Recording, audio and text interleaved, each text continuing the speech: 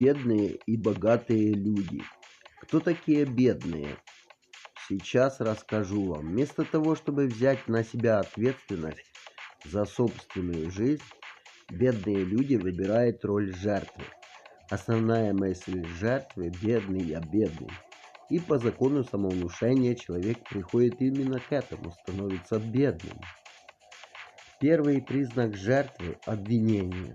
Второй признак жертвы – оправдание.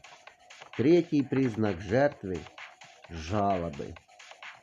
И еще, знаете, богатых жертв не бывает. Поэтому делайте свой выбор – быть жертвой или богатым. Хотите богатым стать? Заходите ко мне на телеграм-канал «Бизнес почти с нуля».